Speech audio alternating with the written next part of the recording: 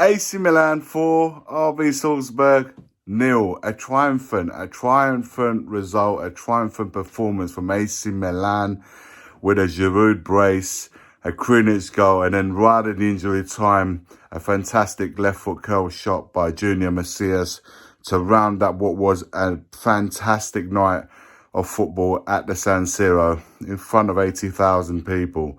Honestly, right from the off, Milan looked like they were going to take the game to Salzburg. And to be fair to Salzburg, I thought they performed really well in the first half in particular.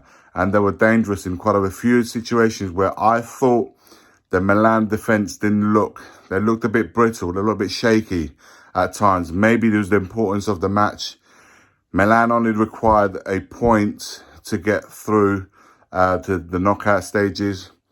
So it looked like in the first half, they looked a bit shaky. Some of the attacks that Salzburg were providing looked always dangerous. Okafor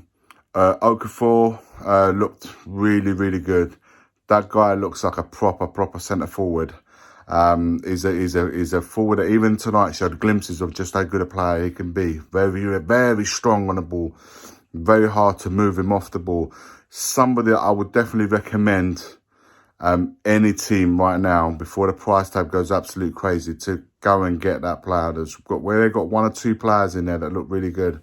But so the first half, it looked like it was going to be game on. It looked like Salzburg was going to have a real good go at Milan and to try and get all 3 points. But then, you know, in what it looked like was going to be an open game, then a goal from Giroud unlocked it really a little bit.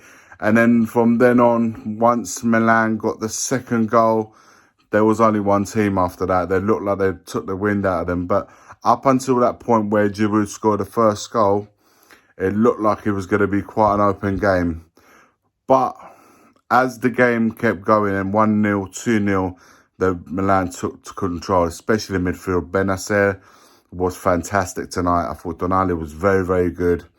For Rebic and Leao always looked dangerous. So it always looked dangerous in our attacks. Giroud looked like he was on the money tonight as well.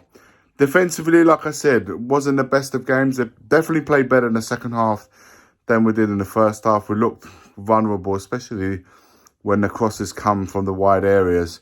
Theo Hernandez, another. The more the game kept going ahead, the more he was looking fantastic. In the first half, the runs for a left back, the amount of times he gets himself in the attacking positions is incredible.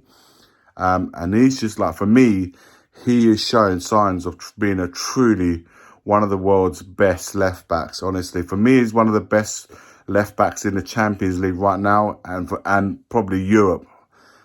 I would argue with anyone who is better than him in his position right now in European football. I don't know many that would top Theo Hernandez. The only thing I would say, the only critique I have of Theo Hernandez, although over the years he's improved defensively as well, is the theatrics. I'm not keen on his theatrics. The rolling over when there's a foul or quickly going down whenever there's a foul. That's the only things I would say that I would like to see him improve on, because I just don't like that side of his football. But for the rest, going forward, attacking play, finishing, setting up, he has everything in his locker. He's improved his defensive side as well. So he is looking to be a complete modern day fullback that would make the transition into a brilliant wing back also. I see that happening in the future. So as the game started going on 2-0 up, once they got the second goal through Krunic, I thought it was a down, you know, it was cruising after that. Really good, well-taken goal. A cross comes in from Rebic, a knockback from Giroud, and Krunic comes in with his head, bang in the bottom corner. And that was on the 50th minute, 5 minutes into the second half. For me, after that point, I thought Salzburg started drifting out of the game, and really Milan went on to dominate it in full. And in the end, it ended up being a really comfortable second half with 2 more goals from Giroud and, like I said, from Junior Messias right at the end to make it an all-round comfortable night. So Milan go through. second, runners-up and 10 points. Chelsea won their game 2-1 against Dynamo Zagreb, which made them first in their group with 13 points.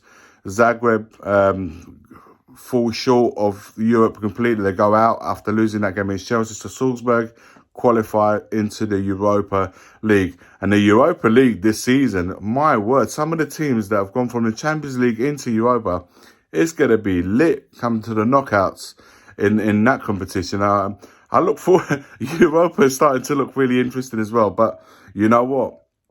After nine years, Milan make it through the knockout stage of the Champions League. It's been a long time coming from the sleeping giants.